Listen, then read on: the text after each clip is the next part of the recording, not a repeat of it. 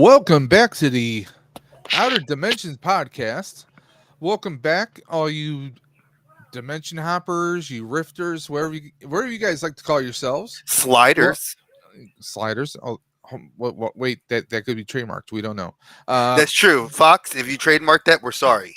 well, no, that's the mouse. The mouse come after us and make us disappear. Yeah. Listen, Uh, listen. Oh boy, and we don't want that. hey, speaking of disappearing, that's what this week's episode is. We are talking conspiracies, so we picked out a few choice favorites for Dre and I to talk about. Yes, the Outer Dimensions podcast. We are Dre, What's up, everybody? and of course, I am also Dave. And this week we have a few choice movies that we're going to discuss. Now, when it comes to conspiracies, there are thousands upon thousands of movies that we could and we will eventually go through. But these are just three that kind of like they're kind of favorites that kind of just stick in the back of our head. Some may be a little bit more conspiracy than others. But what do you say we get right into the first one? Oh, you want to give our cheat sheet because the cheat sheet's up and ready. I'm summoning the cheat sheet right now. Nice, I love it when he summons the cheat sheet. I just have to say, I have to be careful how I'm pronouncing it because it could sound like something else. I know. Oof. So I tried to be a little creative this time, and I tried to use different fonts, but because my Yes. license for Microsoft Word has expired, Word, yeah, word, Word. word, So word to your because mother. yeah, word to my mother. May she rest in peace. R.I.P. I don't not have a license, and since I didn't have a license, I had to find fonts that were That's close enough to that's look okay. good. So obviously, I did them in order this time. So we're gonna go chronologically, folks, because I felt like Yes. Dave was getting mad at me because we weren't going chronologically, and it was getting on me. So I was like, let's look at this and get them in chronological order. So obviously, you're gonna start with the pop culture classic from Now, 1988. before we get into this, little Go show ahead. and tell. Okay, little show and tell. Let me just. Oh, look at that. He even has the John Nada. They Now, live. there were two John Ottas. I believe NECA did one, Yes, NECA did but theirs. WWE did theirs, and a lot of people swear that this is the better one. So It I is. had to grab this a while back.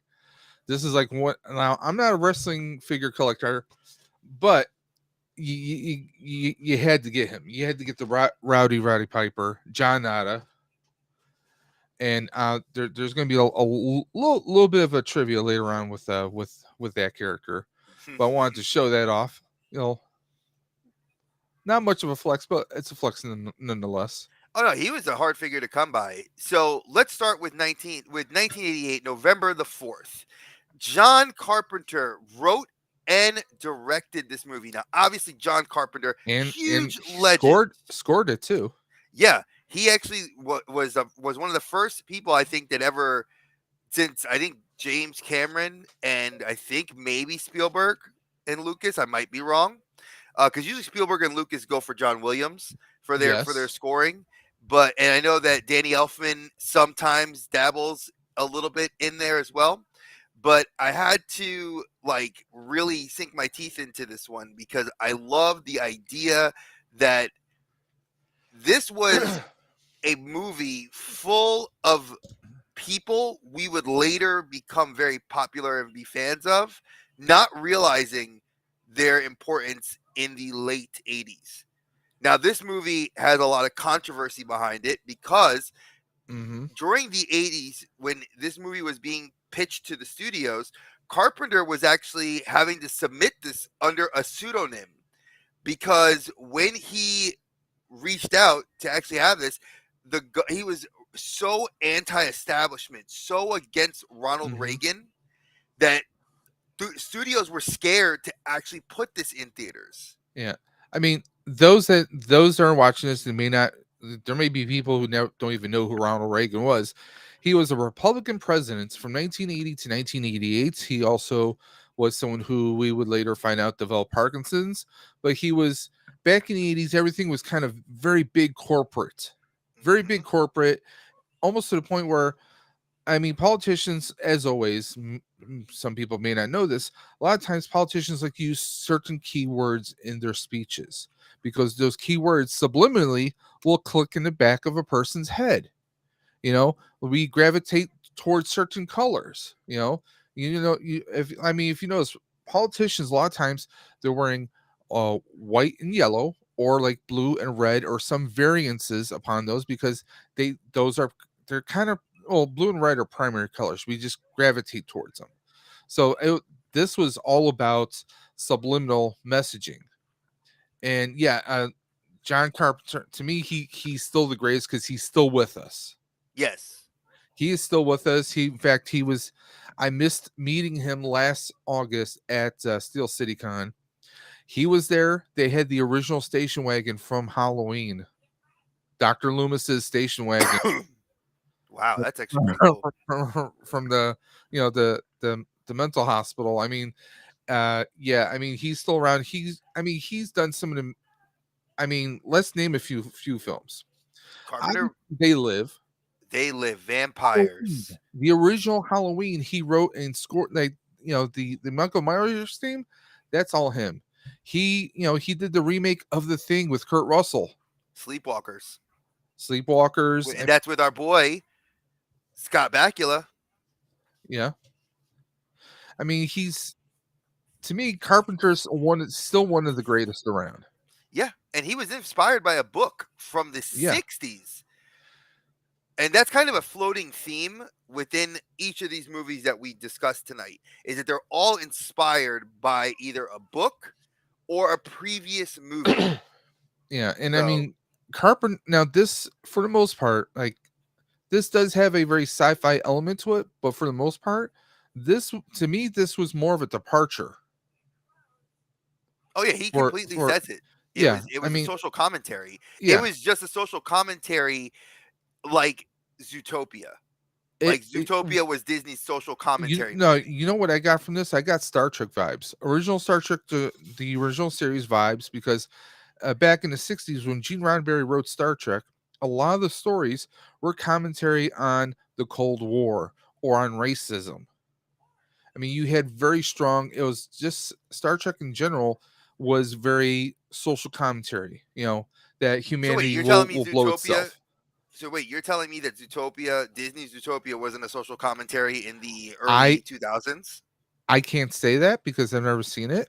Wow, you need to watch it. I'm sorry, I don't have kids. I have cats. No, it's not even a kids movie. It's like to me, it is. I've never seen it. Sorry. Okay, all right. So just quick departure. So people that have seen it, sidebar.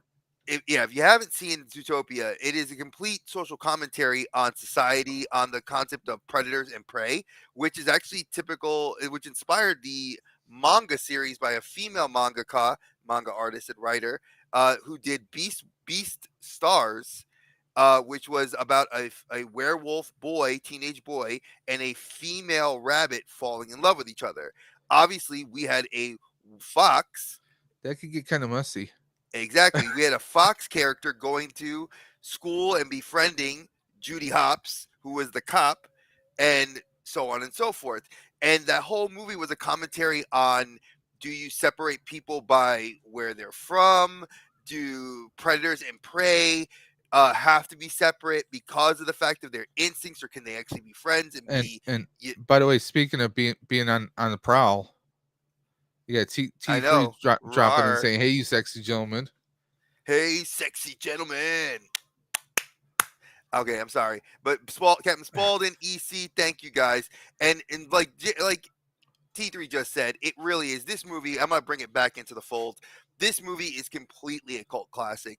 It really is. It really, for the low budget of $3 million USD. Now remember, movies in Hollywood in the mid 80s didn't really go above the $20 million mark, unless they had like a Stallone, or they had like a Schwarzenegger, or Seagal. Carpenter was fantastic. He was great at budgeting. Oh yeah, he knew what, because you know what? I mean, why would you have to spend so much money outside when you have? I mean, there's movies like, I think Carpenter might have been my co-produced, if not directed, Prince of Darkness. Yes, he did. Like, I mean, there are these movies that are, you could film all over the place. You just almost what they call guerrilla filming, where you just find a spot. Hey, let's get everyone together. Let's record. Cops are showing up. Okay, let's back up and go. You're not needing permits. So, But I mean, folks, just also that was the '80s. It was before the internet. It's before social media. Before people started getting crazy with information. so let's just give a quick little rundown of things you might have seen, which have also been remade. Halloween, 1978 when I was born. Yes, same here. Escape from New York, Escape from LA, of course, the sequel, 1981, and the sequel, Escape from LA. which they're supposed to be working on a new one, Yes. Then there's The Thing, 1982. The Fog, which was a 1980. well, the thing was a remake itself. Yeah, The Thing was a remake, and then the remake of a remake later on. Yeah, Then we had Assault on Precinct 13, 1976. We have Starman. We have They Live, 88. Prince of Darkness, 87. Big Trouble Little China. China, 1986. We He have loves Kurt Body Russell. Hey, Bags. Yeah, we have Body Bags, hmm 93. Oh my God, what was it? The Memoirs of an Invisible Man, Chevy Chase, Daryl Hannah, that 92. honestly, that to me is I love that movie. It's one of my It's a guilty great movie. pleasures, It is. and it's a big departure for Chevy Chase. Yes, it was. Escape from LA, 96. Vampires, 98. In the John Mouth of Carpenter's Vampires Madness. with James Woods. Exactly. James Woods as the lead vampire hunter, which I mean, he And was a he badass in that. and Thomas Ian Griffin was your main Yep. vampire. Then you have, Yes, what was sir. it? In the Mouth of Madness, 94, which that was remade Yes. as well. You have Ghosts of Mars Yep. from 2001 and The Ward in 2010. That's just a lot of what he's done. And again, much like I've said and Davis said, this is a cult classic. Carpenter himself is just amazing with what he does. He usually hits, I would say, a home run every time, you know. And again, this was inspired by a book called Eight And O'Clock in the Morning how many by Ray Nielsen. directors? How many directors are directors, writers, and music composers?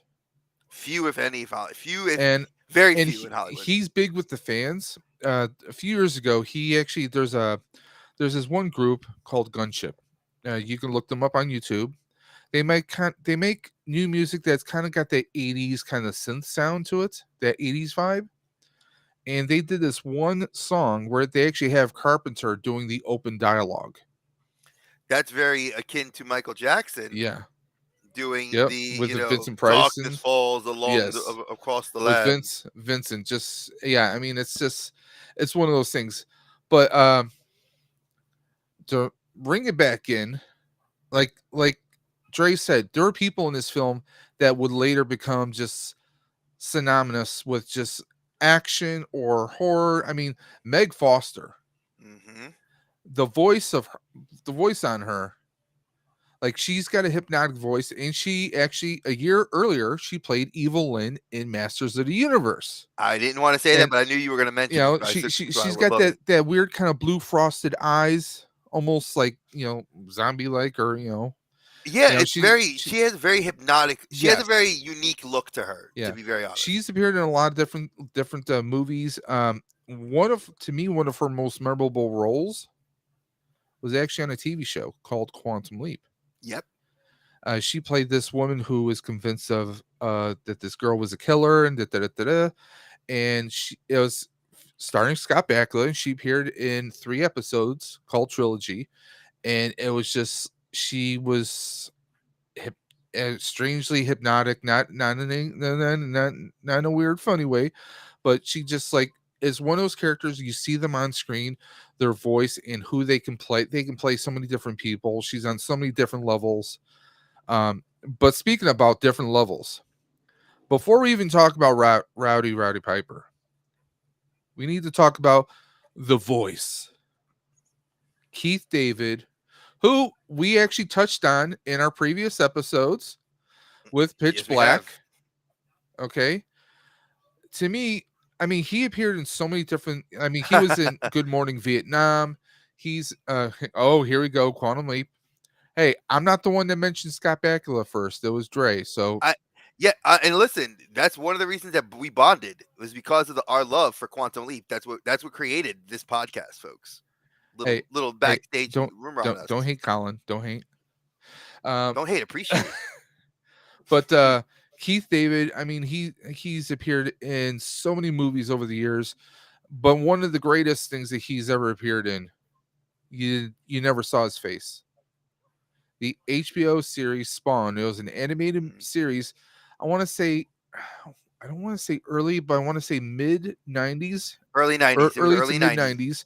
It was kind of during that Batman animated series kick, but it was a Hmm. total rated R cartoon. It was an adult Oh yeah, cartoon, it cussed, blood blood, everywhere, just hyper and violence. he was Spawn, and Well, he also wait. But if we want to, let's also put Keith David on the opposite side of the spectrum, yes, because in the mid '90s, he transitioned away from Spawn and was the lead on another thing we never saw his face, but we heard his voice as the voice of Goliath yes, he in at, but I Gargoyles. think Spawn really that kind of like Oh, put Spawn yeah, cemented it's him. cemented it. I mean, he's even voiced on Rick and Morty.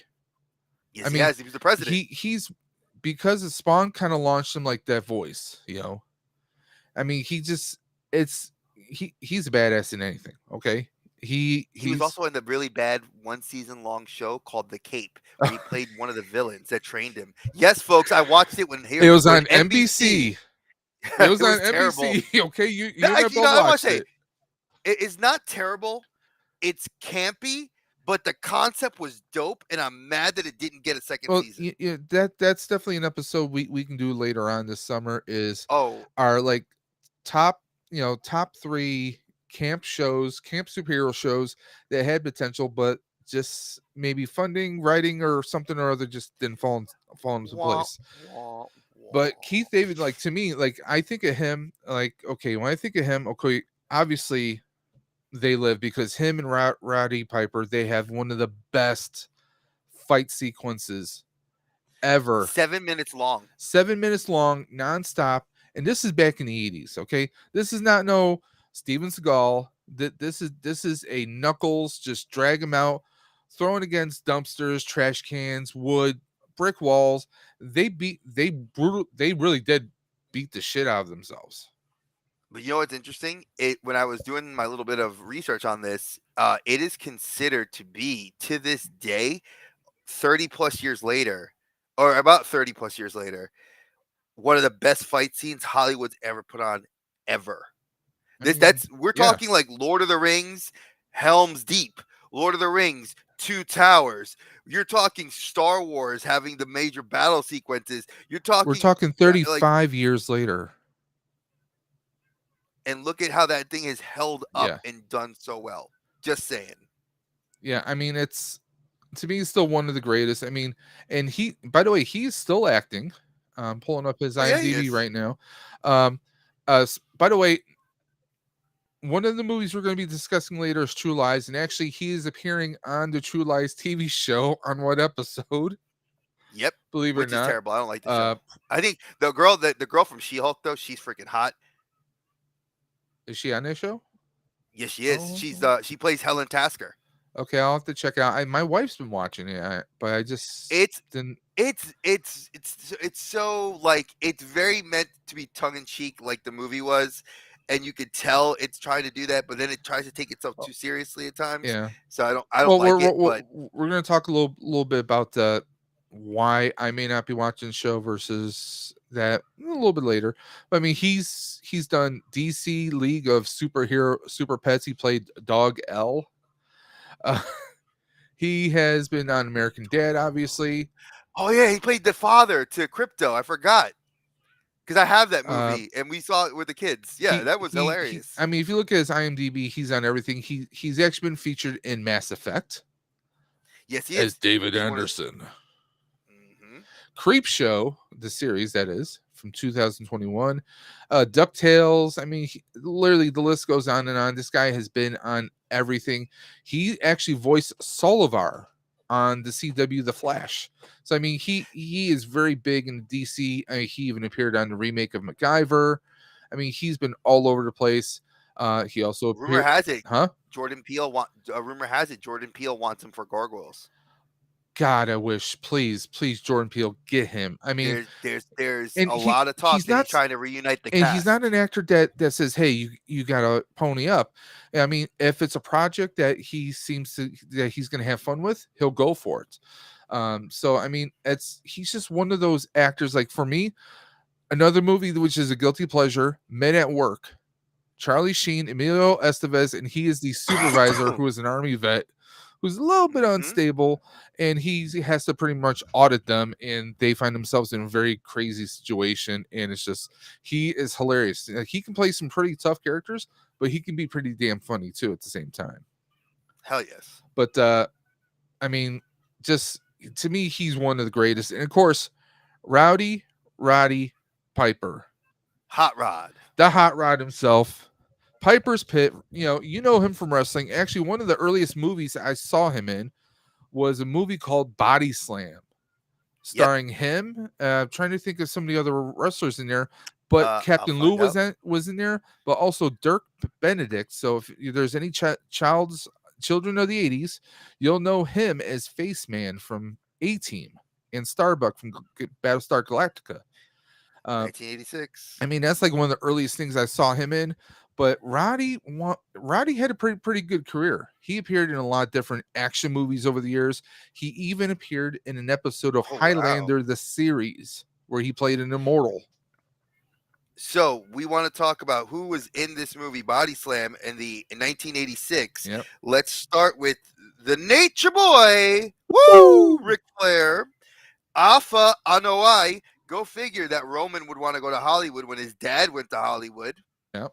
Then you have Samu Mhm. Fatu. Let's go with one of the head shrinkers. We had Captain Lou Albano and Hot Rod Roddy Piper. Yeah, we had also Barry Gordon was in there. Now, anyone Yep. who's an animated Oh, the fan, Barbarian. Barry Gordon actually voiced Donatello in the Ninja Turtles cartoon. Get You out. got Charles Nelson Riley was in there, of course, Captain Lou, Billy Bruno Barty. San Martino. Yep. John Aston. Holy shit. Yeah. Sika. Roman's cousin, Roman's brother. Or no, Sika would be Roman's. I'm trying to think. Sika should be Roman's father Okay, we got because we got Roman's the young. very hot Tanya Roberts. She was very big back in the 80s. Yo, yeah, she was a sex symbol back in Uh then. I'm kind of cracking up on some of the other people that were in here. Kelly Martin. She was an actress that was on a lot of different shows back in the 80s and or like early 90s. Yeah, I'll be right back. Go ahead, We keep running. we also have Mr. Kim, which you know from a lot of movies, a lot of action movies. But yeah, I mean that's Roddy Piper, man. Roddy was, I mean, he was just all over the place. He was doing basically he was signing up for almost any job out there, any acting jobs. He kind of wanted to break through, um, you know, kind of like because Hogan was getting into everything. Hogan got into Rocky. He got into so many different things that it was just, hey, what's up, Joe? JMC collects. Yo, what's up, guys? Dre just had to stop. He had to step away for a few moments. But yeah, they live Roddy Piper. I mean, this was, and I'll say this: Roddy may not have had a tremendous acting range, but there were certain projects that were just perfect for him, and this is one of them. He plays a drifter by the name of John Nada. Nada as in nothing, kind of like a little tip of the hat to the Clint Eastwood movies. The old spaghetti westerns that Clint Eastwood was in. He was the man with no name, so this was kind of a same nod to that kind of whole thing right there. Um, but he's a drifter. He's someone who's just going from town to town, trying to find work where he can, and he comes across this construction job, and that's where he meets Keith David.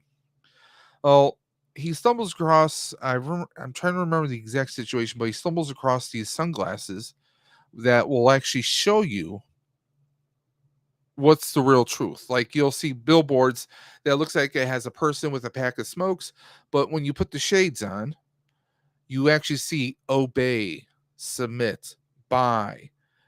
consume. You see these subliminal messages. Of course, when you put the sunglasses on, everything's black and white. That's not the only thing, though. One of the most craziest things of all is the fact that if you look at a certain person, just like you see in the poster here, there's actually aliens, and they're the ones who are behind it.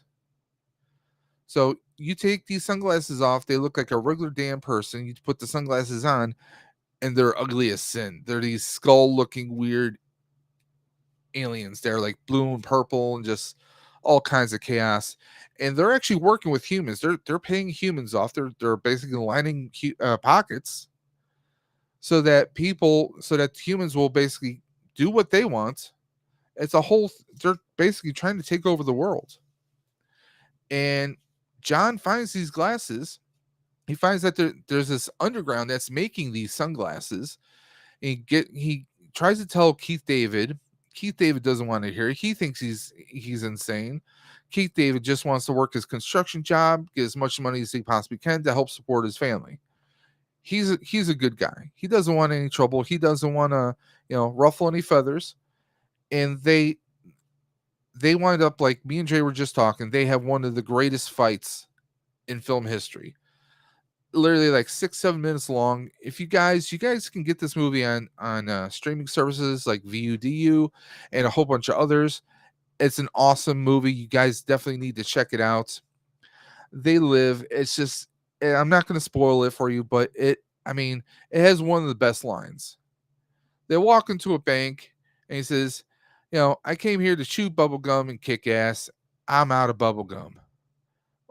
One of the most hilarious but awesome lines ever. And let's take a look at now. They Live. Let's take a look at some of the specs here. Now, this is inspired by the 1963 short story 8 o'clock in the morning by Ray Nelson. It had a budget of only $3 million, but it raised $13 million, so it had a profit of $10 million, which is pretty big for a no-name, For a cat. fly-by-night kind of movie, Exactly. Sorry about And that. My wife there he is. is. I'm gonna apologize. My wife is working late. Okay. Most of y'all know I told you she got a new job, so Okay. she's finishing up, closing up her classroom, and they had to Okay. finish the last week of testing. So I had to go get the baby and my daughter dinner. So I apologize. Okay. You didn't bring enough chicky nuggies for the rest of us, man? Oh no, I know. I apologize. Man? Well, I'm eating dessert. I'm having cake.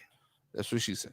Hell yes. So yeah, and the audience reactions. Now, it really wasn't overly promoted. Also, it wasn't like overly promoted back then either. This movie. So They Live was a minor success upon release, debuting at #1 in the North American box office, and initially received negative reviews from critics, who lambasted its social commentary, writing, and acting. However, it later gained a cult following, which that's us.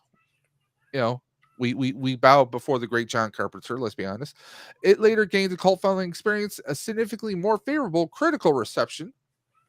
It is now regarded as many as by many as one of John Carpenter's best films on review aggregator website Rotten Tomatoes, because we all know critics are know everything.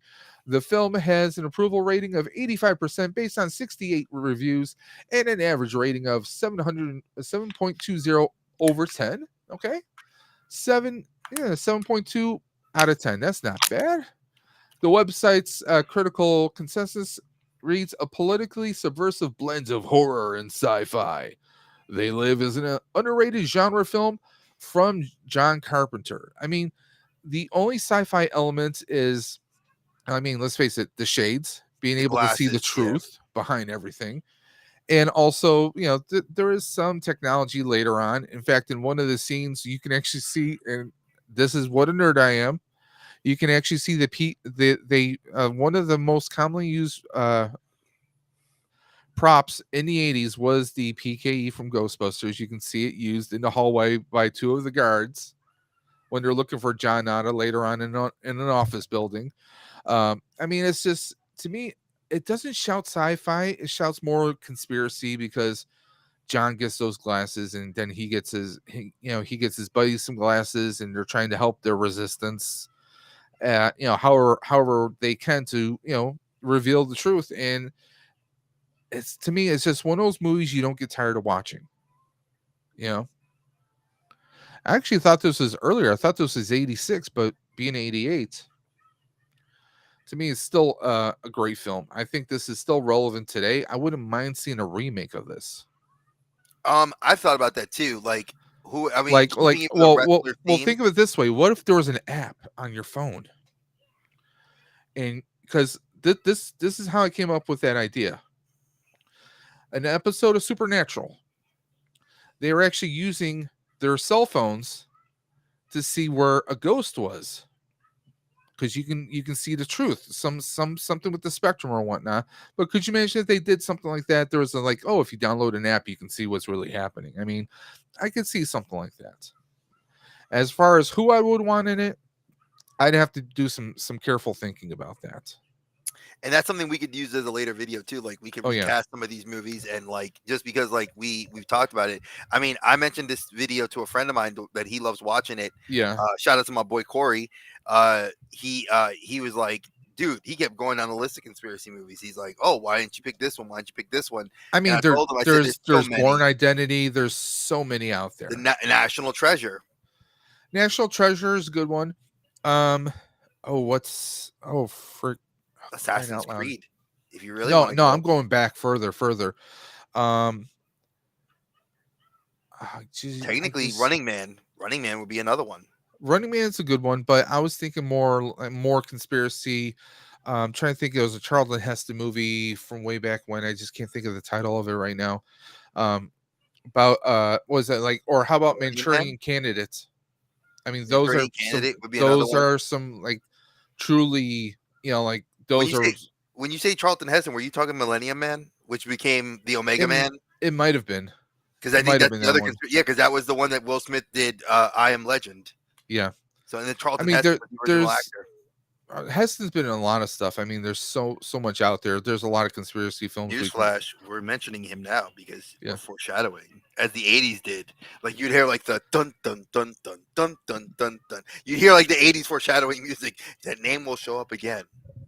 Oh yes, it will. But I mean, They Live. I mean, what? You have any final comments on They Live? Overall, I love this movie. I think that I mean, it spawned a pop culture phenomenon because a lot of people don't realize that John Nada's walking into the bank and, you know, I've I come to kick ass and chew bubble gum, I and yeah, I'm I mentioned when all you stepped out of bubble away. gum. I mean, that's my favorite line of the entire Oh, movie. we mentioned conspiracies and who shows up. Left Coast, how Left you Coast. doing? Left Coast is the best coast. And I'm gonna say Uh, with T3, I'm just gonna use comment on T3's thing. By far, Captain America: Winter Soldier. I agree. It was probably my favorite movie in the. It's one of my top movies in the MCU. Um, and I do agree. It has that '70s style, you know, '80s little tinge of yeah, thriller and conspiracy because you're trying, but it did a really good job of delving into the story. This one I liked this similarly because it didn't have to dive too deep. You know, it gave me enough to dip my toes in to be interested and stay interested. And years later, still love this movie. Watch it, and I rewatched it last week, and I absolutely loved it. yeah. I mean, it's just, to me, it's. I mean, it's just great. I mean, this was a perfect vehicle for Roddy Piper, Oh, it was hands down. because, like I said before, you had stepped away. He wasn't. He's not. He didn't have the greatest range, acting wise. No, but he wasn't also But that way in the ring either. Think about it. He never yeah, got to. He never was a world champion. I mean, the guy was the yeah. Intercontinental Champion. I mean, the thing that got him over was the fact that We loved his him because attitude. of his personality. Exactly. His personality, and I mean, like I said before, he was trying to break through because Hogan, got to be in Rocky 2, and he was getting Underlip. attention, you know. But I mean, Roddy still had an amazing career. He was one of my favorite wrestlers of all time. Rest in peace. I Yeah, his mean, daughter's now breaking into the business. Just so yeah. y'all know, like his daughter's actually in the Independents, and I think was in AEW recently. And she doesn't even look like him. I mean, a lot of people Well, say, "Oh, that could be a good thing. Ronda Rousey, they're like, oh, Ronda Rousey comes out like dressed like him and with his attitude. No, Ronda Rousey sucks. I love Ronda Rousey. She's a beautiful person. I think she's cool in other things, but his daughter is She the can kick namesake to my carry on. ass any day. Oh hell What yeah, was that? exactly. She could whoop that ass. But I say let's move on to the next one. Expendables. What? And yeah, she's not in the sequel coming in No, September. no, no, she's not. But really, Megan But we can't. Fox? Megan We're not Fox. going to get into that. No, I'll no, take a no, sexy. no, Hey, I'll take no. one sexy lady for another sexy lady. Megan I'll take Fox, she's overrated in my book. her. She's hot. I'll also take her. Speaking of underrated, True Lies. Once again, James Cameron comes together, writes, directs, hooks up with Schwarzenegger. It's like, hey, it's like, do they meet up around Thanksgiving every year? I mean, They they're must. practically family. I And honestly, they have to limit Hamilton, the Hamilton. They probably all get together because I and of know he was course, Bill married to her. Paxton. Oh yeah, I mean, Bill Paxton is like, anytime Cameron does a film, he's got to get Bill Paxton in there. He was in Titanic rest in as peace. that documentary guy. He's in everything. But 1994, I remember seeing this in the theaters. 3 days before my birthday, I remember going to see this in the theaters too. Hint, hint, wink, wink. See that? Dre's birthday is July 18th, so please, Hey, you need to you want to send gifts to him, reach out to his channel. exactly. Reach out through my channel or reach out through here. Always sending gifts through. I take everything. Legally. Yes, No. we're not. No, I take Cash App, Venmo. Yeah, if you all want to donate, yeah, we're just throwing Now, it out there. Wink, this wink. starred Schwarzenegger, Jamie Lee Curtis. I mean, come on, Jamie Lee Curtis. She's sex symbol. She's sex symbol of the 80s. I mean, she's a hell of an actress. she had competition with Tia Carrere. Oh no, she looked great in this movie. I Yeah. think it was definitely a takeaway from her because a lot of people only knew her from Halloween. It was a great time. Well, I mean, she appeared in a lot of different movies like Trading Places, Where she played the prostitute. A Fish Called Wanda. A Fish Called Wanda. I forgot that she was in that movie. That was Gina Davis. You can't sleep on me, man. No, bro. Hey, look, that's why we both make this thing work. Because Tom Arnold. Tom freaking Arnold. Now, by the way, I do know I haven't watched it. My wife watches the True Lies TV show that was based on this movie. Tom Arnold's appeared on there now. Apparently, he's got a small little reoccurring bit on there. Or He must have. It must be recent because I've watched up to episode 9. I have not watched a single episode because when it comes to some spy shows on TV, they don't do well. A couple years back, they tried to do Mr. and Mrs. Smith. Didn't quite do too well. MacGyver reboot wasn't great. As a fan of the original MacGyver, this MacGyver was very different, but we're not going to go down that rabbit hole. I have my opinions, and I watched that series all the way through. So did I. I did, and I enjoyed parts of it. I did like the unification Lucas of the Till universe. he was a good Mac, but just how they wrote it in the direction. But there's a lot of bad stuff behind the scenes of that show. Yeah, I heard rumors. That we won't even get into here. But I mean, we had Tia Carrere, a very young Elijah Dushku before Buffy. And she played the daughter to Helen and Harry Tasker. Yeah, and it's like, wow, oh yeah, that kind of messes with your mind a little bit because she would pop up being all hot and evil as Faith in Buffy the Vampire Slayer series. I loved Faith. Dude, I still do. What are you talking about? No, she and of course, Bring It On. Of course, Bring It On with Kirsten Dunst. Nah, Dollhouse. I loved her in Dollhouse. I'm sorry. Dollhouse was a good one. That was by the same, this is the same people who did Buffy and Angel. So yeah, Joss Whedon. Facts. With his issues, we won't go there. I mean, budget 120 million, which if you think James Cameron and Schwarzenegger is kind of modest in a way. Mm-hmm. I expected more money when I was looking at this movie. I thought it was like 300 They broke million. 300. What is that? 379 million. Yep. And now, mind you, these box offices are just so people understand. When I come up with these numbers, I actually am going through aggregator and statistical websites. So it's not like I'm now. Just is that domestic or worldwide? That was domestic. So just in the States, guys, just in the States alone, under $400 million. And just as a little exactly. So just as a little factoid, when I was looking at the I go to there's two things I'm going to state. The first thing is when I look at all the aggregator websites like Metacritic, I don't like any of those.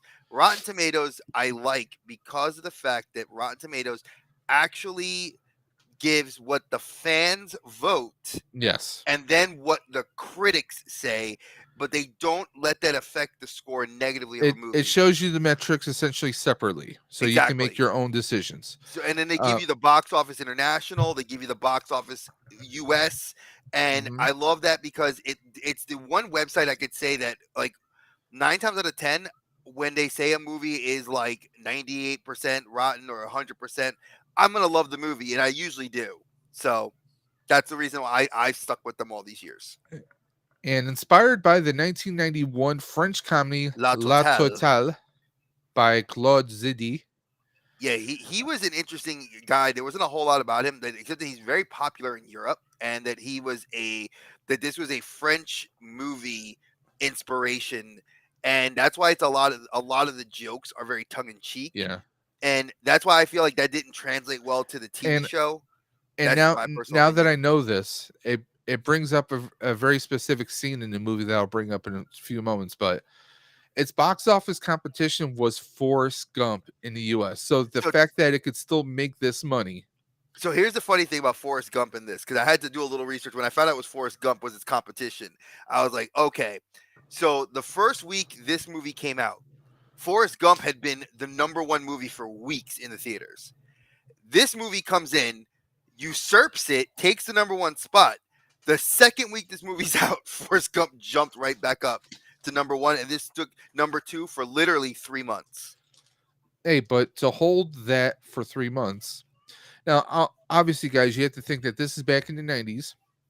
Movies didn't go to VHS because we didn't really have DVDs back then just yet. It was Yeah, still we video were waiting cassettes. a year plus to get a Yeah. movie. Once it was out in the theaters, Yeah. I mean, you were a waiting. movie was in the theaters probably for about 6 to 8 months in some cases. That's just how it was. Obviously, Unless unless you're that's not the Patrick case now. Swayze, You wait a few weeks, you can get it on demand now. unless you're Patrick Swayze and you do Next of Kin, which literally debuted on television. It had its like trailer on TV, was in the theater for a week, and then got pulled out of every theater. Well, that's probably one of. I mean, it's not his worst, No, but but it was so yeah. bad that all the theaters in New York. I remember my dad when I were going to go see it. We went to the theater and we're like, "Where's the poster for Next of Kin?" They're like, "Oh yeah, we took it out. It was terrible." Okay. Now, the premise is a very unique one. Okay, we've seen James Bond, we've seen all these spy movies, the CIA, Patriot Games, all these different, government agent type shows. This was a very unique one because Schwarzenegger played Harry Tasker, who worked for the company, which we all know is CIA, It or was for Omega. No, Homeland, it was actually no. It was called or The Omega the Company, yeah. Do you know why it's called the Omega? because they couldn't do the CIA. No, no, no. Go ahead.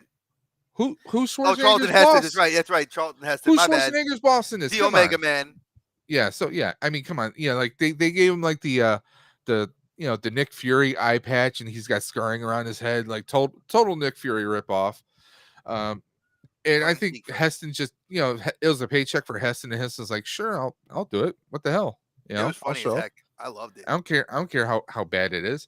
Uh now Schwarzenegger plays a government agent and Tom Arnold, like they're basically partners. Tom Arnold is the guy in the chair. He's the guy in the Really? van.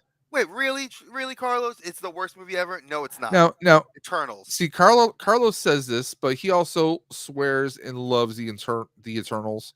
And I think didn't he say him and Colin were like swearing up and down about Spice World last week? Not even last week. So It was a couple days ago. yeah, so I'm gonna shout see you out. that I mean, it is what it is. I mean, he's entitled to his opinion, no matter how wrong it is.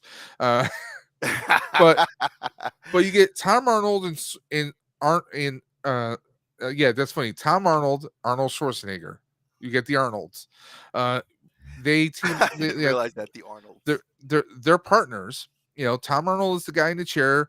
He's the guy that and what happens is like they go on missions, but when they go back, because Schwarzenegger doesn't have like a cover, he actually has a wife and child who have no idea that he's in the spy game. and he's always going on these trips. So his wife is feeling a little neglected, and lo and behold, he finds out. Harry finds out that his wife is stepping out on him with Bill Paxton, who's actually pretending to be a spy, who's really a used car salesman. And then Schwarzenegger starts using all his government's Funny. services that he has to his avail to spy on his wife. And essentially, lo and behold, she finds out the truth because there's some of his spy world stuff starts invading him while he's doing this, because he's not having a clear mind. You find out that your significant other's cheating on you, you're not going to be thinking straight, and that's when the bad guys kind of catch him by surprise, and now him and his wife are being held hostage, and he's given truth serum, and she finds out the truth that Harry's been lying to her and that he's really a government agent. And she's forced, she's in a situation where in order to survive, she has to go along with Harry and all his spy stuff. And, it's a lot of comedy, but it's really, to me, it's very well written. It's a fun movie. I think it still carries and translates to today. I was actually rewatching it before the stream tonight. But Oh yes. Tia That Carrere, T man. that no, that wasn't Tia Carrere. The striptease scene was Jamie Lee Curtis. No, but I'm talking about Tia Carrere Oh, though Tia being Carrere in looked there. great, but Yeah, I'm not gonna yeah. lie, Jamie Lee Curtis was hot as heck. Jamie Lee Curtis was in there, but there's that scene where Schwarzenegger's using like a recorded voice. It's a Do it, French do voice. Simone.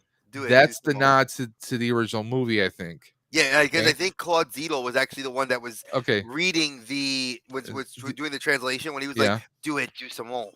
Do Yeah. it slowly," and that's when he dropped it when she was like freaking like Yeah. being And I sexy mean, on I that. mean, imagine your significant other. You think you know them, but then you see like, oh, whoa, what the hell? Yeah, But they pull out the freak. yeah, no problems there, man. But I mean, this was something that's a little bit different because Cameron really didn't write spy stuff too much. No, I his mean, was we know sci-fi. James Cameron as Aliens, well, Titanic, but yeah, No, and he sprinkles in a lot of recently in the last I would say 15 20 years, he's done a lot of world building more with yes, sci-fi like Avatar. no, The one, we don't talk about that franchise. okay. I will not talk about that franchise. I'm sorry. Oh, we're going to talk about it now. Now that I know you don't want to talk about it, we're going to talk about it. Those blue skin freaks. Those Hey, eh, that's a social commentary movie of all social commentary movies. But well, not just that. Cameron's also on that teat. Let's be real. You know, yeah. he gonna drink that teat till he'll drink the blue milk all day. Who wouldn't for the money they're paying him? But Luke the, Skywalker does. except Mark. Shit, I ain't gonna say anything about that. But I digress. Hey, Legacy of Nerd. I'm just gonna put this out there that when you're looking at Cameron, he's very right that the spy game was not his cup of tea, and neither really is comedy. A lot of his stuff is very action oriented, story driven, and it was just definitely a step away from what he's used to doing. I will say this: I wouldn't be surprised if Arnold had a lot of input with this because he's done by this time. He had done a lot of stuff Twins. like Red Heat. Oh yeah, Red Heat, Twins. I mean, Schwarzenegger was already stepping out of his comfort zone with like Danny DeVito and Twins. I mean, this is Red Heat with before he. James Belushi. That was James Belushi or Yeah, Jim. that was James. Yeah, That was James, because James Jim because had died already. John died in '83 Yeah, after Animal Blues House. Brothers. Yeah. Oh, Blues Brothers. I thought it was Animal House. Yep.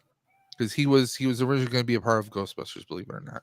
I didn't know that. But I mean, this was out of Cameron's comfort zone, but he's obviously he can pull it off. He's a good storyteller. He really is. Mhm. It's just that I think sometimes he gets lost in different motivations. I wouldn't be surprised if he kind of has ADHD. He has hard, maybe difficulties. Kind of like It seems like in a lot of his stuff he goes on different tangents. Yeah, I mean, I could agree with that. I've seen a lot of his work, and I think that he does diverge a little bit. Yeah.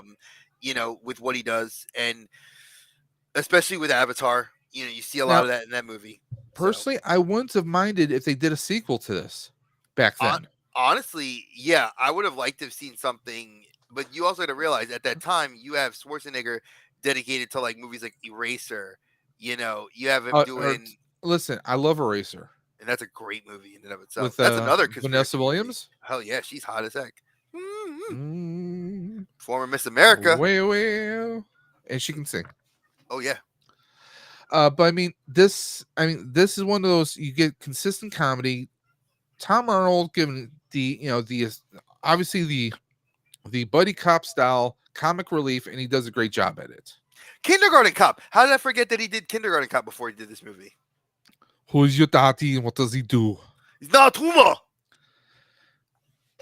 We won't recite the other line. I'm a princess. No, you're not. I'm a princess. That little girl was hilarious. Now I was Because that's thinking my daughter. the other one. No, I know. But there's certain things we can't say on YouTube, folks, because eventually we'd like to be Well, monetized. So we got to watch out what we we say. could, but yeah. But this is one of those great movies, and it's why do we choose this as a conspiracy movie? Because he's keeping the truth from his wife, and sometimes when you keep the truth, sometimes that's going to bring down your whole world. So it's a little bit of social commentary right there. But it's also, the other reason I looked at this movie is, and we kind of both agreed on this, and this is one thing I would say, is that this movie really plays up on the whole concept of the CIA. If you look at the FBI, pretty much we know the FBI is very out there. Yeah. The FBI will address certain issues when it comes to, like, because you got to remember the CIA is international and the Yes. FBI is US only. Yeah. So with this Anything whole that goes movie, anything that goes over state lines, it's the FBI who are brought into it.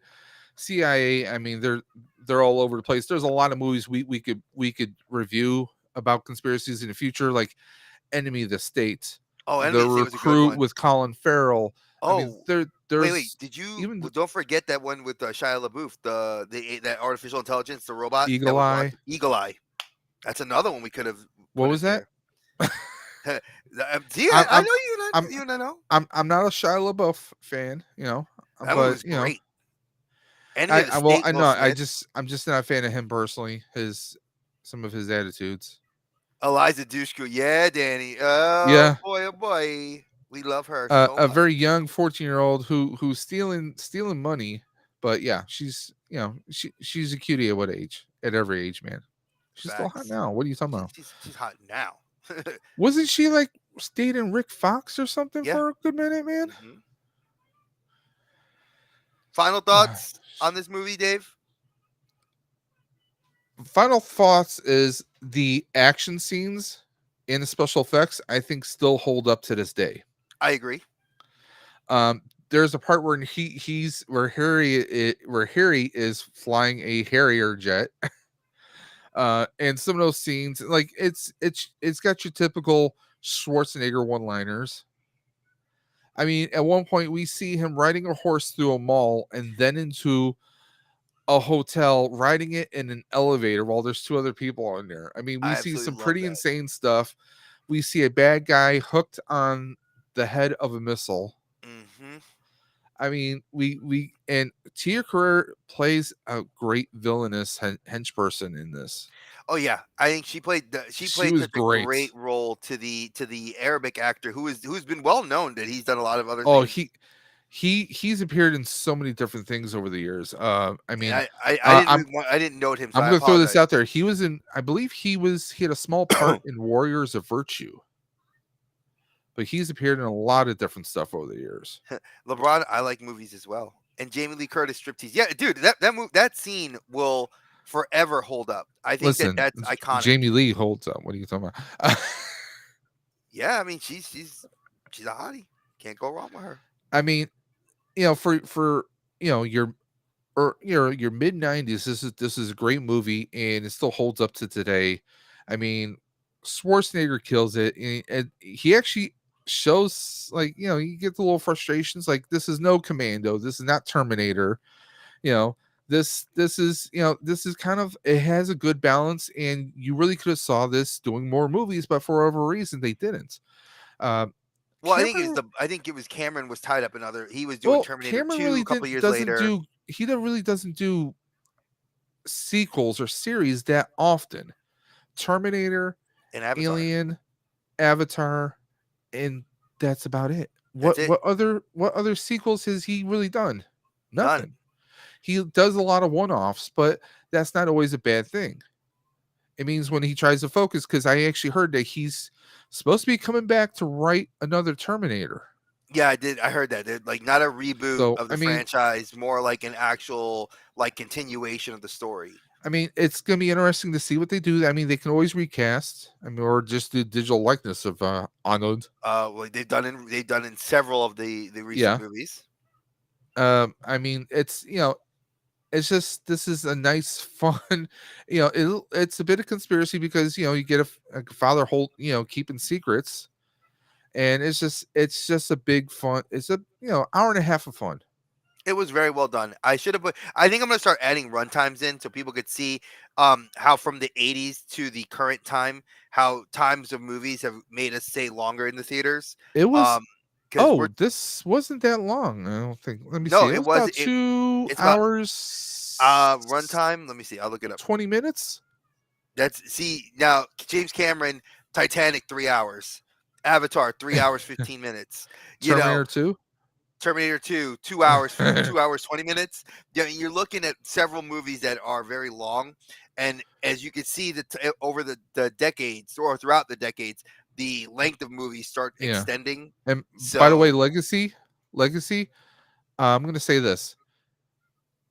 He doesn't randomly say crazy things. He says crazy things. yeah, he really Uh is just James now John Carpenter, I think, is still a little bit more put together mentally. in Hollywood. If I were to pick anybody, it would be between Carpenter and Stephen King. I'll do you one better. I want them to work together on something. I would love to. I would love actually Stephen King's son to actually step in and Okay. work on something because That Joe is just no, Joe no, Hill is amazing. I'll throw this out there.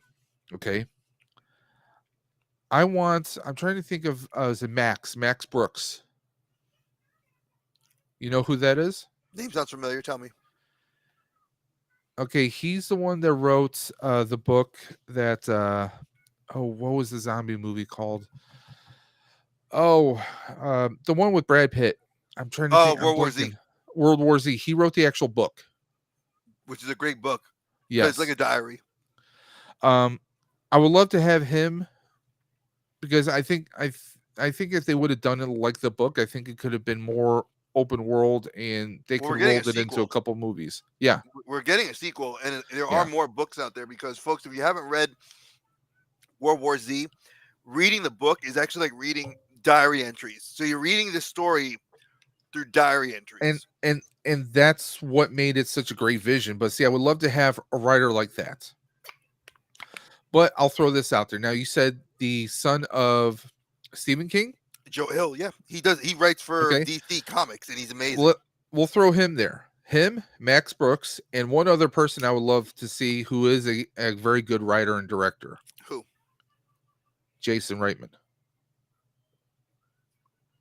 Okay, Jason Reitman he hasn't given us anything scary or overly action, but he's given us a lot of great movies over the past 10-15 years. And I'm Yeah. not talking about like Ghostbusters. He's written a lot of satirical stuff, some great comedies. He's just great. What was oh god, what was the movie with that starred Elliot Page? Oh goodness. When you know what I'm talking about? Are you When talking about Elliot the played a pregnant teenage girl, Juno? Juno. That J.K. Simmons in there is just amazing. Just you know, I would love to see some great writers, great directors, just kind of like teaming up together. You know, like think of when Tarantino and Rodriguez got together for From Dust Till Dawn. no, I'm going somewhere else with that. Um, was it Planet Terror and Death Car? Oh, Grindhouse, the Grindhouse Right? films. Yeah, Give us some like they used to do anthologies, but back in the 80s, like Tales from the Dark Side and so many others. Just give us like some anthologies. You don't have to give us full blown movies, but like give us like maybe a 45-minute story here, a 45-minute story here, and another 45-minute story. Bam. I mean, I agree. It's a good challenge. I I think mean, that it that's would be good. going back to late 80s, early 90s. We had Tales from the Crypt, which was you had Richard Donner, you had people like that coming in to do an episode. R.I.P. R.I.P. Richard Donner. Yes. So now this one, let's read what the review on the aggregate website, some Rotten Tomatoes, holds an approval rating of 70% based on 53 reviews. Not that many reviews. 6.6 over 10. So this one actually scored lower technically than They Live. And the critical consensus reads, if it doesn't reach the heights of director James Cameron's and star Arnold Schwarzenegger's previous collaborations, True Lies still packs enough action and humor into its sometimes absurd plot to entertain. Critics out there, if any of you are watching this, like I doubt that you are, but if you are, I mean, we go to these movies, we watch these TV shows to escape the absurdity of our own mundane lives. So we're going into these movies to suspend belief. I mean, you don't see a Schwarzenegger movie to expect that he's going to be reciting Hamlet. Except for Maggie, Okay, which is huh? a fantastic movie. Maggie's amazing, and also End of Days is a very good one too. Yep, a very Deals big with a lot step of away. torture and collateral damage. Those are Yeah, three of his most underrated movies, in my and opinion. huge step away from his Yeah. typical run And of and gun. course, End of Days co-starring Gabriel Byrne, amazing actor. Amazing movie. But I mean, to me, I think this still holds it, and honestly, this holds up so well that was it NBC decided to greenlight an entire TV series. No, that was CBS. CBS did it. CBS. Okay, and CBS, they're known for doing the remakes because I mean, what didn't they do? Equalizer. No, They've done they've done Equalizer. They've done Hawaii Five O, Hawaii 5-0, Magnum PI, MacGyver. MacGyver. I mean, Um, they're they're they're big with doing the remakes. But I mean, who knows? I have yet to see True Lies. Maybe I'll do a binge sometime soon because I have a lot of stuff I need to do okay, so you in remember my not the, dimension here. let me just tell you this. Remember I mean, I the got something. no, remember the attorney. The attorney, the okay, so you have She-Hulk, right? And we know who She-Hulk is. Remember her partner that she brought with her? Yes. That's the girl who plays Helen Tasker. Oh, She is gorgeous. hey now. I follow her on Instagram and on Twitter. I don't mean to say I stalked you, but you are absolutely beautiful. And my wife laughs because every time I see you I saw her on She-Hulk, I like completely got gobsmacked. So I'm just saying, you made me like drop my jaw a few times. Hey now. Hey, you never know. Nothing wrong with that. If you ever watch this, we love you. So should I put her in the tags on the video? Yes, hell yes. I will tag her, and I'm not in. I bet you would. See, that's my brother saying that, not me. Hey. I'm just saying you're gorgeous. Now, Oh, this movie. Okay, the Crazies. before he even gets into this, I have to tell people a quick little story about the trailer when I saw this. I had just gotten off a flight from I was living in New York at the time, and I was visiting family that lived in North Carolina for about 2 weeks. And I flew back, and this was like the first movie I get off the flight that my best friend at the time, he was like, "Hey, let's go see this," and I was like, "Okay." So this is before we had like cell phones that could like you could pull up the thing and watch it. So I'm like, I go home to buy the tickets online, and I'm reading it on the website, and I'm like watching the trailer, and I was like, "Oh Lord, this is freaking god awful scary." Like, okay, I'm with this. And again, I have a little bit twisted more sense of morality and why I picked this as a conspiracy movie. Um, if you see the original movie poster from George Romero in 1973, it shows people in like a hazmat suit with kind of like a crazy kind of like I don't want to say tie dye, but like this like acid trippy colors, and They're all eating Chick-fil-A. No, I'm sorry. but this by far was, and I watched it after I sent it to for Dave to watch. I rewatched it and I was like, God, this movie stands the test of time. Like it really, and I say that, and it's not like, it's not like Schwarzenegger or They Live. I mean, 'cause this is only about 14 years old, no, 13 years old, and it holds up because it is like, oh my God, like this. So you're looking at the story of a plane crash landing in a middle American farmland, like Montana, Minnesota area. The plane has some sort of chemicals that seep into the water. Now the water gets contaminated, right? That typical sounds like a trope that we see with a lot of horror movies. Return of the Living Dead. So where we're seeing the plane, it crashed, and like a couple of the local people investigate it, but weird events start happening. And that leads us to our boy Timothy Oliphant. Timothy Oliphant, by far, several of my friends here, big shout out to Yukon Phil for Bro what can he's act in anything. Cobb Vanith. I mean, he plays the role of a detective, sheriff, marshal so freaking well. What was that TV show he was on? Oh God, it It was on FX for like the yes. longest time. I'm gonna find it out now. Give me a second. Justified. Justified. I love that show. And he does such a great job as being like the local detective. And the movie opens up at a softball game where like the kids are playing playing softball, and a guy jumps over the fence and is carrying a freaking 12-gauge shotgun, and that like stops everybody. And eventually Oliphant like tries to like meet with them, discuss, and then the dude, to be polite for the YouTube algorithm, decides to self-delete.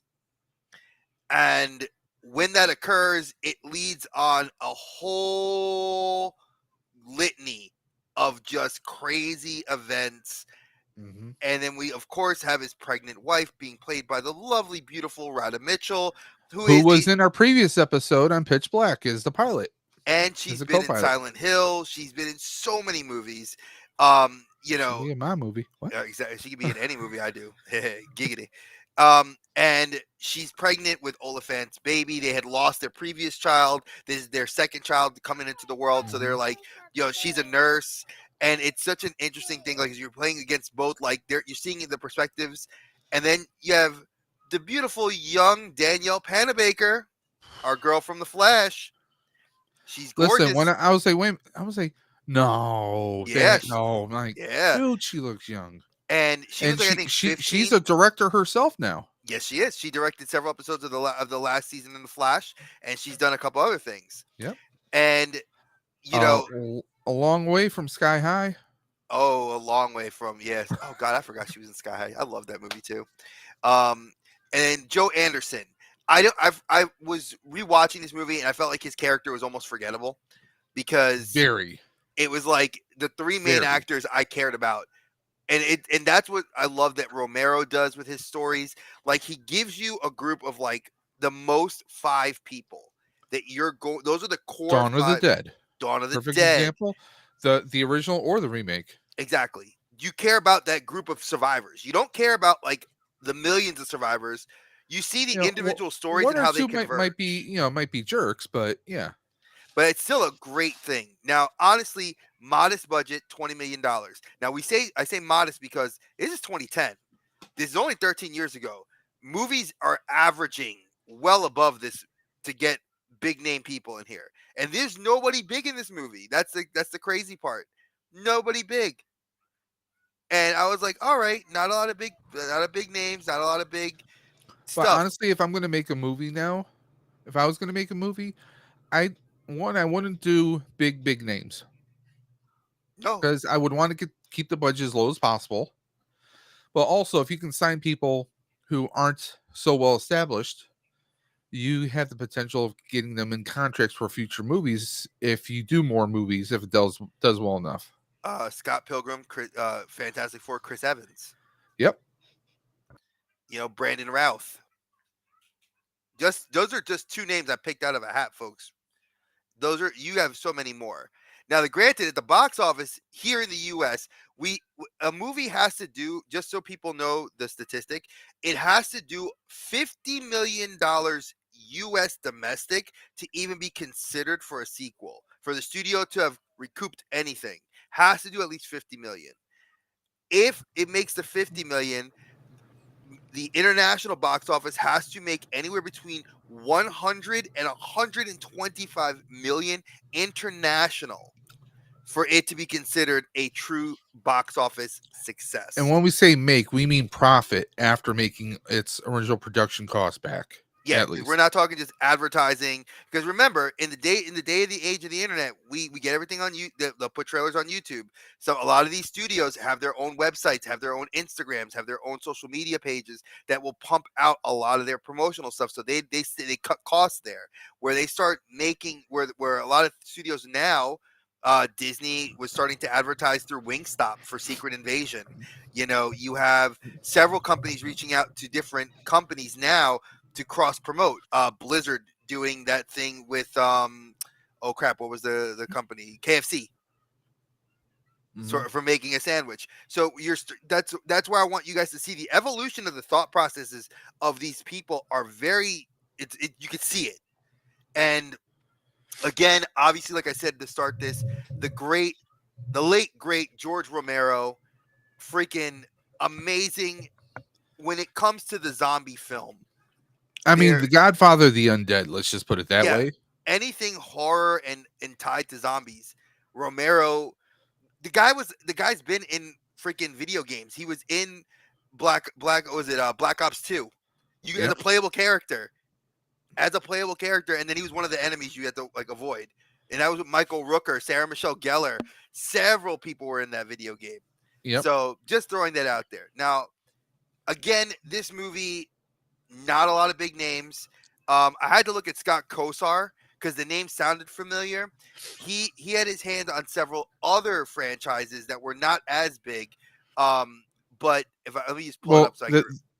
the one guy that Timothy Olyphant throws up against the black SUV after it's flipped in the air a few times. Yes. He's been in a lot of stuff. He was in X-Men First Class. He's appeared in the Transformer movies as a high level military official. He's appeared in a lot of different stuff over the years. So just to give people a quick little heads up, he did the remake of the Amityville Horror. Mhm. Scott Kosar. He did The Machinist, which is a great film with Christian Bale. He did the Texas Chainsaw Massacre remake in 2003. And he did this movie in 2017, which is an animated film called The Black Gondola or Gondola. I've never heard of that, and now I'm actually wanting to go watch it. So that's just a little bit about Kosar because the name sounded familiar. So, Well, I mean, some people, cut their teeth on different films to see, what might inspire them on other projects. And it's like, sometimes with a big movie, you're a big movie star. Okay, I did the big box office. Now I'm doing what the studio wants me to do for the next one. And then the one after that is my project I get to do. So sometimes you have to work on different projects to get to a certain point in time. But the Crazies, I enjoy this. I never watched this until the other night. And I enjoyed it. This is the kind of film where you're trying to figure out what's going on. It keeps like me going into this. I never saw the original. I really knew nothing about this. I think I heard the title once or twice before. I'm like, okay, Timothy Olyphant's in this. Okay, this should be good. And just trying to figure out like what's going on, and you're getting it from his perspective, the perspective of the sheriff. Like you get people like this. He shoots the guy who is on the field because he won't put the gun down. He does his job. He did, you know, and it's a small town, so everyone knew the guy. They knew the family, and you get some of that drama right there. But then finding out that oh, someone else there's a similar situation. Find out that the plane that went down didn't go down in someone's farm field. It went down like some water somewhere. mhm. and that's where the chemical that we find out it's a government chemical, some kind of chemical weapon, seeped out of the plane, got into the water supply, and is slowly infecting everyone. It's almost kind of like Purge City, where people are going crazy. They're attacking other people. It's not like mass hysteria. It's like slowly unraveling, and the government knows what's going on. They start rolling in. They even have some black SUVs with tinted windows, and they're doing surveillance on people. And that's where the conspiracy part of it is. The sheriff is being told by the mayor, listen, I don't want you to investigate it. It's done and over with. Move on. That's where the conspiracy starts rolling in. And that makes the sheriff even want to dig deeper and deeper and deeper until they find out, hey, wait a minute, And something don't is forget there was that contaminating the soldier supply. too. What? Remember the soldier that didn't want to like Yeah. shoot him? That Yeah. was even Yeah. really cool. There's a scene where soldiers are trying to hunt everybody down, and they corner one soldier. They're trying to get some answers out of him. He's like, listen, I didn't even know what state we were in until we landed here. I have no idea what's going on. I don't want to do any of this. He's Yeah. just a soldier doing, you have U.S. soldiers, and they're just doing what they're supposed to do. It's not like they're doing it because that's what they want to do. They're just doing what they're told. And the movie was left open for a potential sequel. There Yes. was there was a lot of talk, A and there lot of was a satellite zooming in on people. We get a lot of surveillance in here, and it just shows you like, okay, the government can come down and wipe out a small town, and you wouldn't even be aware of it. That's it. Kind of reminded me of Return of the Living Dead, and some of those, in like the very first one, like they contact the government, and right at the end, the government drops a nuke and is supposed to wipe it out. They think they wiped out the chemical, they wiped out the threats, but it just turns that explosion seeded into the atmosphere. It rains, and then the dead start arising again out of the grave. I mean, I got that kind of a vibe. Like the government thinks it can wipe it out, but hey, you might have some stragglers. You might have some survivors here, some survivors there. You don't know. You won't will know for sure whether everything is completely wiped out or what were the full circumstances of this chemical. We only see how it starts driving people mad to attack one another. Like I said, almost purge like. It's like it releases a person's rage inside, and they just start going crazy, and they get all veiny like. So that's where the little horror aspect comes from it. But we didn't see what was the full extent of it. We just see that the government is trying to shuffle, trying to corral everybody up to see who's infected and who's not, and we don't know what they're really going to do. I don't want to give too much away in case any of you guys want to check it out. But and there are, just so you guys know, there was, so if I were to tell you to watch this, watch the original from 73. It's a classic. Then watch this one, and then if you are gobsmacked and like, man, I wish there was more. There were 4 motion comic series episodes done in 2010 to complement side stories of other characters during this event. So, as David put it very eloquently, we're seeing the story from the perspective of Oliphant, the marsh, the detective, the sheriff. You're in these other stories, you're seeing it from other characters that are trying to flee the town. So I've never watched them. I know that when I did my research, I was noticing that was something new because The Walking Dead was doing things like that, where like you would yeah, get like the Walking Dead TV show, and then you'd have like, oh well, don't forget, this we have like Daryl's side story, and we have Michael Rooker's side story, yeah, and so there are things like that that you can get involved in and watch with this. So just a heads up. definitely. I mean, I like getting stuff from different perspectives. Like Pulp Fiction, one of my favorite movies of all Oof, time. great Uh, movie. not not my top 5, but definitely a favorite movie because I've seen thousands of movies. But to have that kind of like different stories and then seeing how they interconnect, like I wouldn't mind seeing a horror movie take that little approach to it. But I mean, the crazies, I definitely say this is if you want something different. You don't want your atypical zombie movie. You don't want your atypical slasher movie. You want something that's going to kind of, throw you, you want something that you're trying to figure out what's going on. You want something that's a bit refreshing and a surprise. I'd say it's this movie. Yeah, The definitely. crazies, It's a sleeper. It's a yeah. sleeper hit, and it's why what I love when Dave texted me. He was like, literally, I could tell how happy he was. He's like, "Trey, this movie's awesome," and I was just grinning because I was like, "Yes." Because I mean, I've watched horror movies since I was a little kid. Okay. Like I have a sister who's 4 years older than me.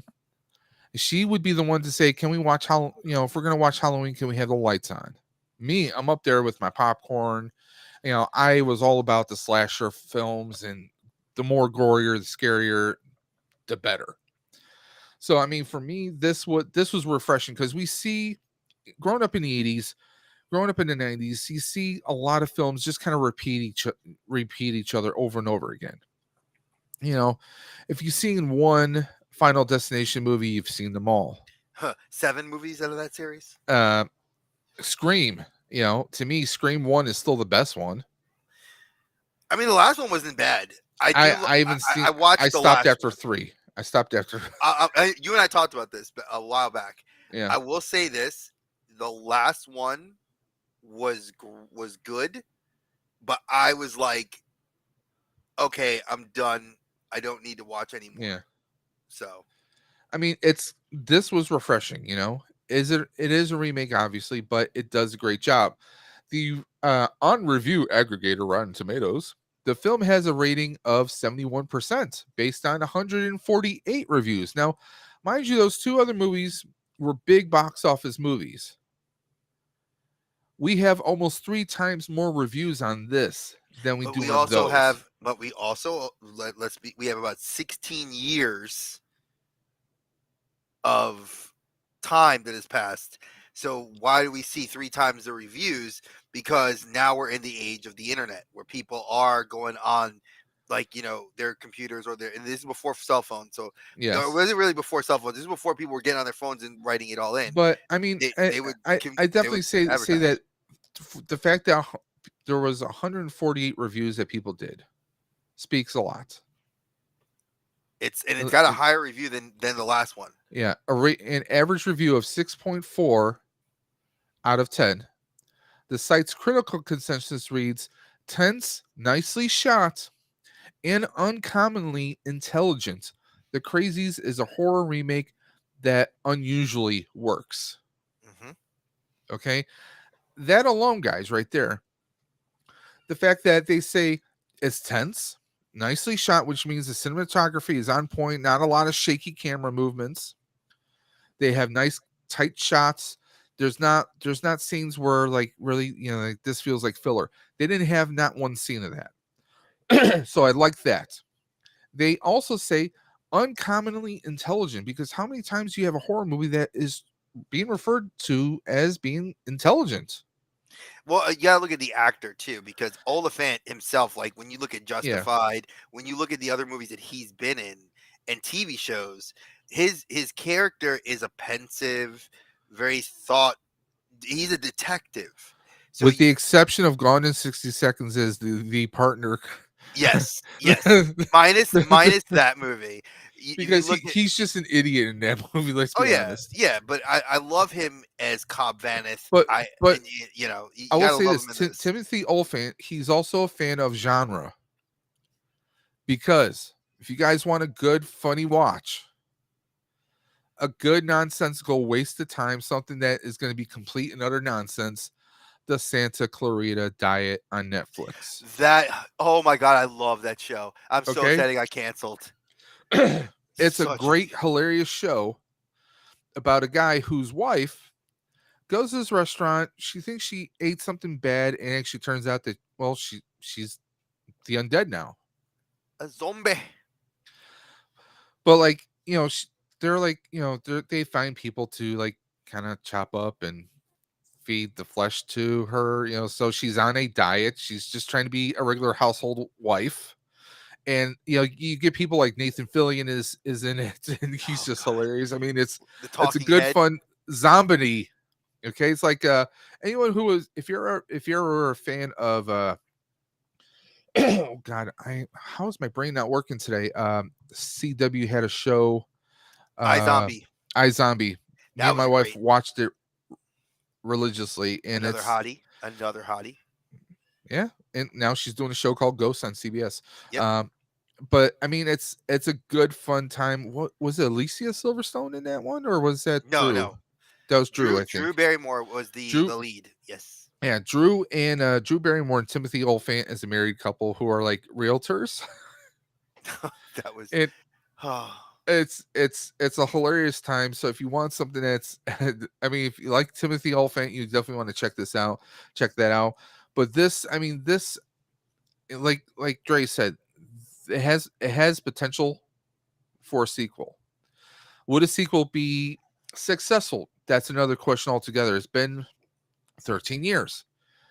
I mean, I don't know if they would have to try and, I mean, would they pick it up, 13, 14 years later, Timothy Olyphant, wherever he is in the world, living off the grid, because obviously if the government's tracking him, there's a lot of things that can be said.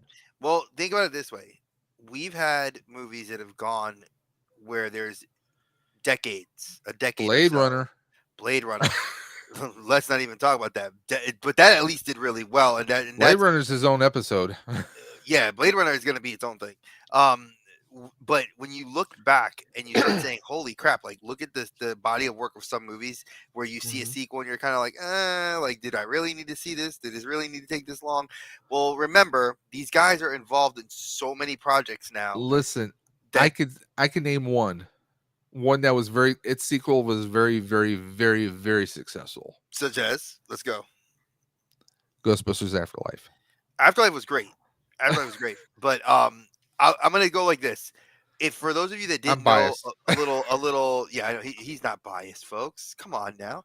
Um, I'm gonna go a little bit into Hollywood if you didn't know. So, Guardians of the Galaxy 3 finished filming. Yes, The last day on the set, Batista wasn't even able to say goodbye because he had to because he had leave the another day job. before to Yep. go to the knock at the cabin to go film that movie. Yeah, So a lot of these guys that are in these big roles, they're literally paid to be on the set and then they're off to go do their own thing, to do something else. and So a that's when lot you of the have someone times, who's really committed. Because I mean, Guardians, they're all practically family, and he's like, listen, like I can't stay for the last day. As soon as I'm wrapped up shooting, I have to be at this new project. and So he he cried. he Supposedly he even said, cried.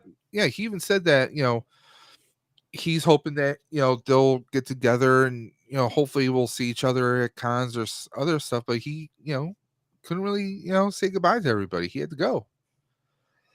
But I think like you talking about Dave Batista in that way, I think he's kind of in a way he's more mentally prepared to do that than other people, given Hmm. the type of life he led as a pro wrestler. Oh yeah, Having to leave one place to the next, like, hey, I okay, finish my match. I gotta get on the road for gotta be at so and so next week. It's like he's used to kind of that, but it's no, I feel bad for the guy too because he's really a good actor.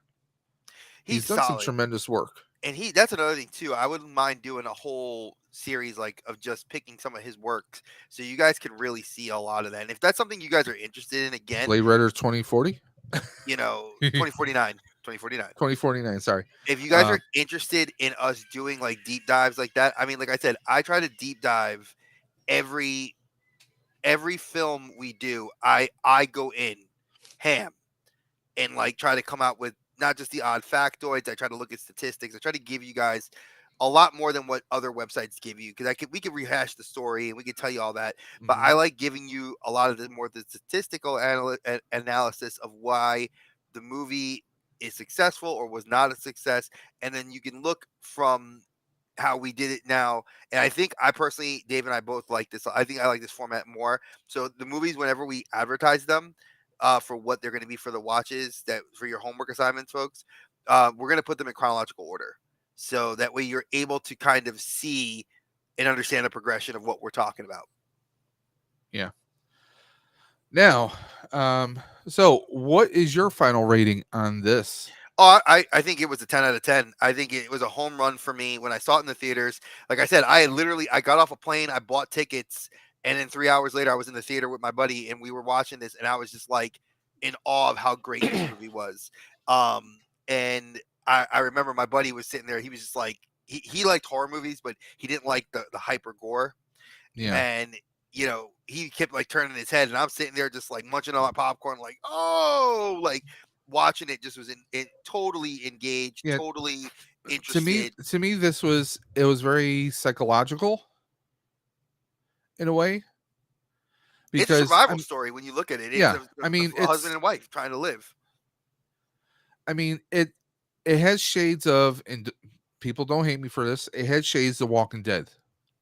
The It very did. first up, it had like the first season or so of Walking Dead. It had shades of that because we get a lawman who he's in what seems like a normal police situation. You see someone running on a walking on a field with a shotgun. What are you going to do? It has that kind of vibe to it, and then later on you're trying to maneuver yourself through this new landscape of people going mad, and now the government's involved. It's pure survival. A lot of times, in this movie, yes, there is the threat of the people who've gone mad who were infected, but then you also have the threat of the government, which are not infected. So sometimes the worst enemy isn't the undead. Sometimes it's another human being. It's just It's humanity itself. Dave, that's something I think that Romero, I think that Kirkman, I would Well, love, and I say Kirkman because obviously Robert Kirkman is the guy who directs the Walking Dead TV show, and he also has a hand in the comic book oh too. yeah, yeah. For people that don't know that, and that's one of the things that they're Romero did that in the very first Living Dead movie, because and that dealt with some very strong themes, racial Mhm. themes. Yes, If anyone out there has ever seen the original Night of the Living Dead, which you they did know, really well for the remake of it. yeah, So just with Ving yeah. Rhames, which I thought was a great job. So those themes are very prevalent across a lot of Tony those guys' Todd was. work. There might have been another remake, but the actual Living Dead, Night of the Living Dead, I think that was Tony Todd actually. Well, there's three. Candyman. That movie's been remade 3 times. Okay, I didn't see the third one. I saw the original one, and I saw the one that came out. I want to say, God, it might be 90. I'm probably off, but yeah. It's those themes when it's like the worst thing isn't the monster that's after you. Sometimes it's just human nature. It's fear. A lot of It's what they use humanity. is that they use the fear of not the known. It's more of the unknown Yes. because you don't know how people will react to you. And when push comes to shove, What will you do? when push comes to shove, if it's a matter between you and your family starving or someone you don't even know and they're not willing to share, what would you do? And I I know this is a very poor example, but when I went through my own health changes, you'd be amazed what you can get used to very quickly. And that can be adapted in everyday life. A person who lives a lap of luxury, they can, if push comes to shove, they can learn how to, live on PB&J if it means their survival. You just never know what a person's capable of until they're pushed. It's definitely You one of know, the great factors. I s- love that they do that. They someone change your social someone you structure. don't know walks up and acts like they're about to knock the mess out of your youngest. You will go over and you don't care where you are, who you're representing, wherever you are, you will knock them the hell out. Plain and Damn simple. Skippy. Repercussions be damned. You'll do what you'll have to do. You don't know this person, and you don't know why they're even doing that. But if they're walking up to your kid like that, you're going to be damn sure that as a reflex, you're going to go over there and you're going to stop them from doing that. So, that's just humanity. You don't know what you're capable of until you're pushed. And that was the crazies. The crazies shows you a nice peel back on humanity. It's like, well, the sheriff. His wife is taken because they think that she's running a fever, but they don't realize that she is pregnant. That's why she's running a slight fever. But they think that she's contaminated, and he's going to do whatever he has to try and save her. I would. But So now those are our movies this week, guys. Now next week we're going to have a little bit Summer of of fun. Demons. Summer of Summer Demons. Demons. So let's start. Wishmaster. I'm so glad I found my notebook. Just for you all to know, I texted David like 4 in this morning. I was like, "Bro, I can't find my notebook," and he Yeah, was like, "I'm when gonna he see you said later." he lost his notebook, I'm figuring like a Chromebook, like a notebook, No, no, not No, paper. no, paper and pen. Damn, Skippy, way to be. So Wishmaster, Hellraiser, Original, not remake. yes, Remake was terrible. original Wishmaster, original Hellraiser. By the way, I have to find. I haven't watched I Hellraiser have, one I in have, I have ages, them. I have them all. and also It Chapter 1 and 2. Now, It Chapter 1 and 2, though, those are going to be a fresh watch for me. I've never watched the remake. I've only watched the original one with the miniseries that aired on John Ritter. ABC decades John ago with John Ritter. Ritter, Tim Curry as Pennywise. So this is going to be interesting. So that's going to be our next week episode, and I'm going to tell you now. If you guys are doing a follow along with us, just to give you a date, like a schedule of like, or not a schedule, like a timeline for the movies. You're looking at Hellraiser would be the first movie. It was in the early '90s. Then you have the Wishmaster, which was 1997, and then It Chapter 1 and Chapter 2 were 2018 and 2019 respectively. Okay. So just so you know, when I put the timeline for you guys to catch up and watch it, that's what we're going with it. And so that's what we have going on next week. That is the 21st, June 21st. Once again, Wednesday, 8 p.m. Eastern, here on the Outer Dimensions podcast. Now, speaking of Outer Dimensions podcast, we have our own unique channels outside of the podcast. So if you guys wouldn't mind, I want you to do me the tremendous favor and go ahead and check out Dre's channels right there, bottom of the screen right there. We're creeping up in numbers, folks.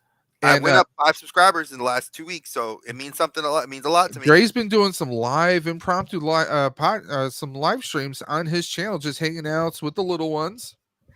It's fun. It's literally, we do it twice a week. I didn't do it last week because it was just kind of busy, but this week I'll be going live tomorrow, and I'll be going live on Friday to talk a little bit about The Flash because I'm going to go see it Thursday night. So that's going to be awesome. And yeah, and then I'll be going live tomorrow to do I got some toys to break open and some stuff to talk about. Yep. Do you have anything special happening this week other than that? I do. Well, Lana and I are going to go catch the first time we're going to catch a movie the night before it releases. So we're going to be seeing the Flash, which I am dying to go see. 8:40 tomorrow night. I know.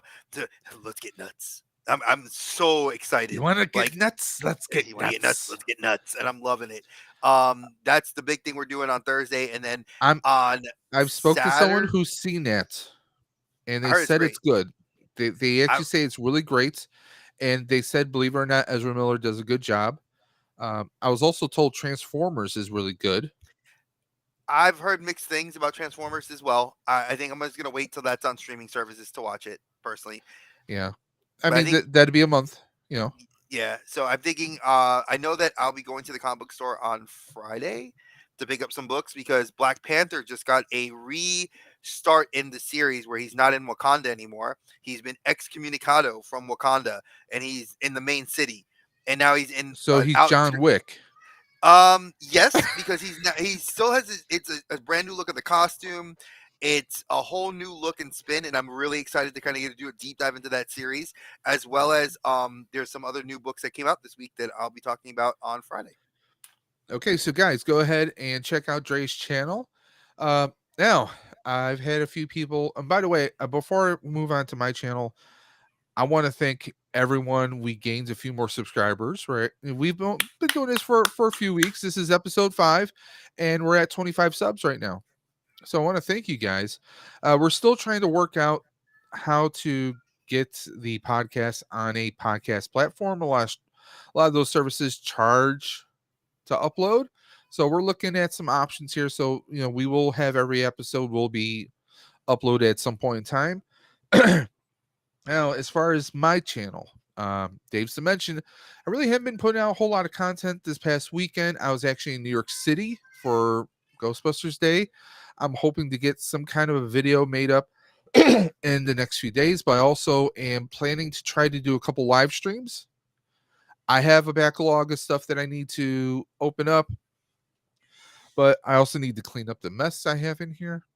I'm also, if anyone out there happens to be good with 3D printing, message me at Dave's underscore dementia on Instagram. I could really use some help We getting have my 3D printer working we do have somebody in our collector safe space group, Luis. because I have an Ender 3 Pro that I just can't seem to get working correctly. I'm dying to do some 3D printing because I want to do some projects, some props for Dave's Dimension and maybe a few other people. I just want to get that rolling. It's been sitting here for like 8 months and I just can't get it to print right. So, but I want to thank everyone. Now, Dre, what's your subscribers at right now? We jumped up from let me just double check here. Uh, just to give people the heads up, I was at, if I remember, 64 Mhm. last week, and I will tell you guys the head count now. When I look at the numbers, I don't check my analytics often, folks, just so you know, but we went up from 64 to 71. So that was awesome. And a lot of that came from when I play on Fridays. Dave and I do jump on KBG, Colbane Games. You which guys can check he's out awesome. his channel. We play Fortnite with him, and Yep. Dave and I.